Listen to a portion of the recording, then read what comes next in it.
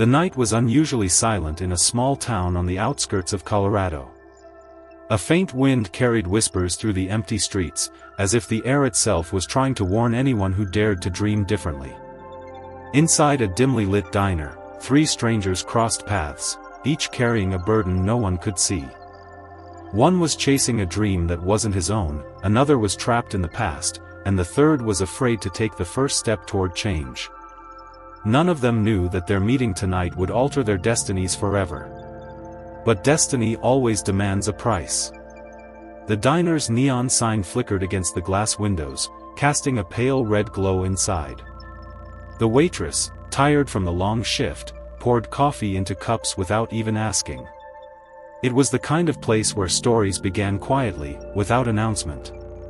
At the corner booth sat Ethan Carter, a 24-year-old man who had left behind his small hometown in Kansas to chase a music career in Los Angeles. But here he was, back in Colorado, broke, exhausted, and unsure if the dream he had been chasing was ever really his. His guitar case leaned against the booth, scratched and worn, a silent reminder of promises that hadn't come true. At the counter sat Grace Miller, a 27-year-old nurse who had recently moved from Chicago. Grace carried an invisible weight, years of guilt from her past. She had lost her younger brother in a car accident 5 years ago, and though everyone told her it wasn't her fault, she had never forgiven herself. Her shift at the local clinic had just ended, but sleep was the last thing on her mind.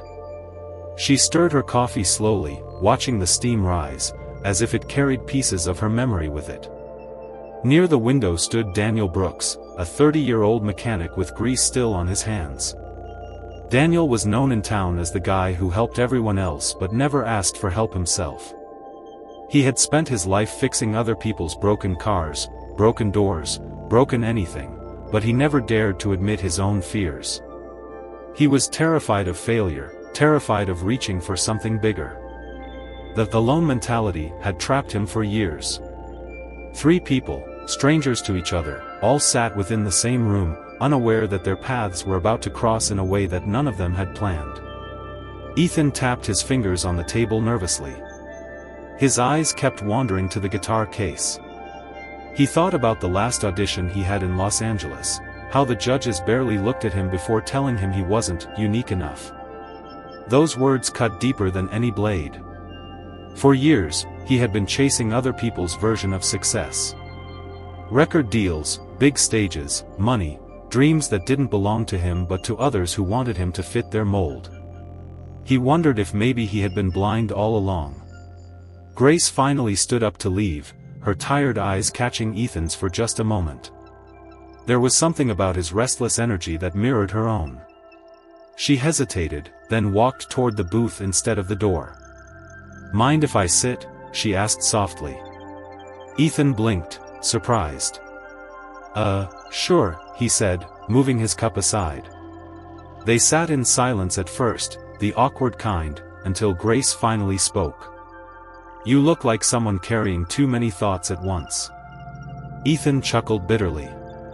"That obvious, huh?"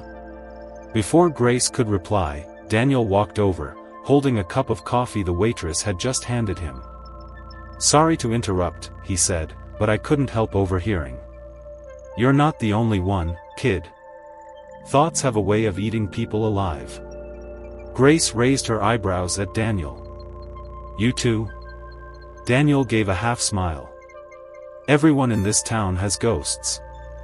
The difference is whether you let them drive your life, or you finally take the wheel." The word struck Ethan harder than he expected. Maybe because deep inside, he knew he had let others drive his life for too long. The 3 of them began to talk, awkwardly at first, but slowly the walls began to crack.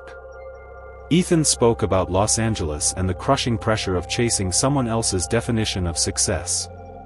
Grace shared a little about her brother, though her voice trembled when she did. Daniel admitted, almost reluctantly, that he had never asked for help in his life because he was afraid of being seen as weak. The clock ticked past midnight, but the conversation only grew deeper. For the first time in years, each of them felt like they weren't alone. And yet, In the middle of the warmth that had started to grow between them, a strange silence filled the diner. The waitress had gone to the back, the neon sign outside flickered more violently, and for a split second, all three felt as if the air itself was pressing down on them, challenging them. Ethan looked at his guitar case, then back at Grace and Daniel. Maybe we didn't meet here by accident. Grace nodded slowly. Maybe this is where change begins. Daniel smirked, though his eyes were serious. Or maybe this is where we finally stop running. None of them knew what awaited them outside the diner doors, but all three understood something had shifted. The night was no longer just a night, it was the beginning of a journey none of them had planned. And somewhere in the distance, thunder rolled across the Colorado mountains, as if the storm of their lives was just beginning. The storm outside grew louder as the three stepped out of the diner.